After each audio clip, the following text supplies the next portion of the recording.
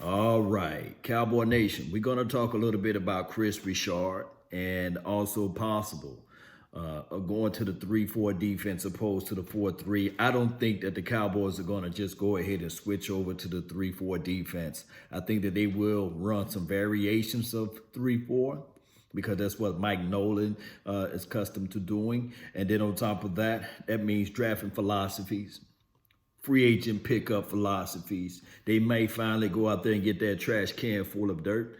As it relates to Kris Richard, let me know. I want to know. I want to test the waters with you all. Are you guys ready to move on from Kris Richard, or just hear me out? Do you want to give this brother another chance? Now, we do know that his philosophy is playing the hands of the receiver, not necessarily looking back towards the ball. He's aggressive in a sense. You chuck or chip at the line, and then you play aggressive from that aspect. We had at the roundtable talk, we talked discussions about Byron Jones. Do you bring him back for another cup of coffee? Do you sign him for a long-term deal? Or do you let him walk? Do you let Amari Cooper walk? I think that all of this is predicated upon what the coaching staff, this new coaching staff, do during the free agency era.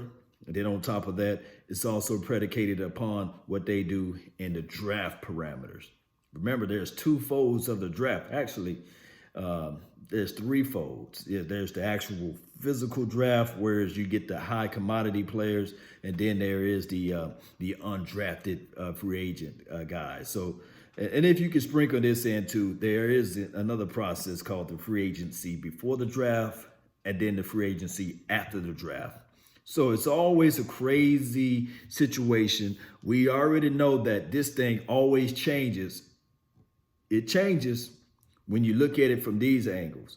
A lot of times you can look at team needs versus team wants, and you can sometimes satisfy the wants before the draft, and then you draft for needs. Now, I'm always with the mindset of drafting the best player available. Coaches coach players up, but sometimes you just can't overlook the quality of player available. You can't overlook that. If you go drafting needs, then you fall into that trap. Draft the best player available and let everything work its way out via free agency and coaching. Because there'll always be a draft free agency after the draft, basically. Meaning that after the teams then pick who they really want, hear me out, after the teams pick who they really want, then they get rid of some of the veteran guys. Now, the reason why I believe the Dallas Cowboys, and shout out to my guy, Big Game James, everything else remained the same, always putting up some good content. Check his recent video out. He interviewed Quincy Carter and those guys. Man, the guy have a whole bunch of good content out there. Check out my guy, Big Game James page. It's always something that we have to look at, Cowboy Nation. This team, if we can stay in line, if we can stay focused, and we can shore up some of the loose ends, then we can go far. Now, with Kris Richard's system, he didn't get a chance to implement it. So if the Dallas Cowboys choose and select to keep Kris Richard, meaning that he would still not implement his particular system, that he would still be looking at the individual players, if that makes any sense to you all. And my thing is right here, Cowboy Nation, we have to look at it like this, Cowboy Nation. We do. These defensive back, they improve, regardless of how you look at it, since Kris Richard came into the scheme and came into the system or came into the Cowboys organization. It was told to me that the organization highly thinks of him. However, since he came into this particular team, or since he was coaching this particular team, he had nothing to do with the draft situation. None of those guys, none of them, Byron Jones, Cheeto Awuzie, Jordan Lewis, Xavier Woods, Jeff Heath, Kayvon Frazier, Alumba, he didn't draft none of those guys. Meaning that I'm expecting you to do something that you never got a chance to handpick those guys. Now, here's the thing. It's not up to the Dallas Cowboys to reach out to the individual coaching staff and say, okay, here's your toy. Here's your toy. No, here's your toy. No, it's not up to them. However, When we decided to draft Tristan Hill, that was because of a team need opposed to a team want, or I guess a best player available situation.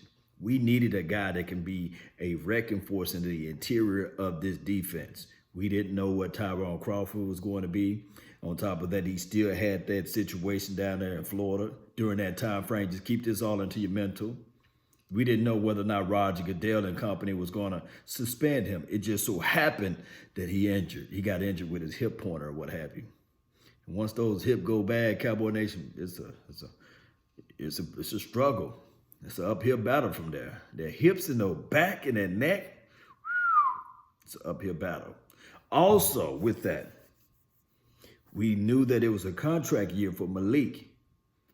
So Malik Collins, it was a contract year, and his contract is up. So they're going to have to either play or pray, move on from him, and find out what Tristan Hill is all about. My thing is the jury is still out. Not saying that he's trash, not saying that he's suck or anything. Remember, player evaluation, especially off of rookies, it takes 3 years to do your full evaluation for the nation.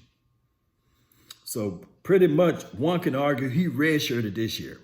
He did. But what I'm trying to say is this, Cowboy Nation. What I want to pull out this is right here. I want to tell you all that although Kris Richard said, okay, Rob Marinelli, other defensive staff, go get your toy.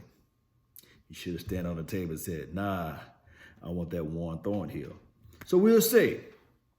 We will see, or Taylor Rapp or whoever. Savage, I think not Savage was gone at that time, boy. But we will see if they choose to keep Kris Richard. How do you guys feel about that? What do you feel collectively about his overall tendencies? And do you guys think that we should keep some type of continuity instead of being like this whole makeshift team? I do like the fact that Kellen Moore will be still on this team, because if anybody with eyes can see that the kid had to go through some growing pains, but dog it, we was 24th or 25th overall in offense the year prior, and now we moved from that place all the way up to number 1. That's a lot of growth parameters. And we need to figure out a way to keep John Kitna too. Figure out a way. Sell him to Mike McCarthy, and then on top of that, let Mike McCarthy develop those coaching staff as well with his implementations for the nation, right? So I'm looking at everything from A to Z. And on top of that, Mike Nolan, although we kind of like the new, like everybody loves a new car in town, right? It's like, oh, wow, there's a new car, fresh car. Everybody wants to say, hey, let me get a ride in that car and these sort of things. Mike Nolan is that new car. Smells good right now. And it's the same with Mike McCarthy and all those guys. It does. It looks good. It's a breath of fresh air. But the reality is let us know. The reality will let us know when these guys are gelling, when it's getting down there to Oxnard. I will be there. If the Lord willing, we will get down there. We'll take a look and see how everybody can identify with the new staffing. However, we have to be mindful of the growing pains that still will be there as it relates to them gelling well with the Jerry Joneses and the Jones family, and seeing how the psyche of the Dallas is going to implement itself with those guys and their philosophy. Remember, it's been 10 years with Jason Garrett, but it's a good change. Trust me, it's a good change. Change you can believe in and all those things. Well, yeah. Here's the thing, Cowboy Nation. We have to figure out ways. That's just the main thing. We have to figure out ways. I do like the hybrid thoughts. Jalen blitzing off of the edge. Also getting that trash can full of dirt. I do like the aspect of whoever we draft or whoever we pick up in the free agency.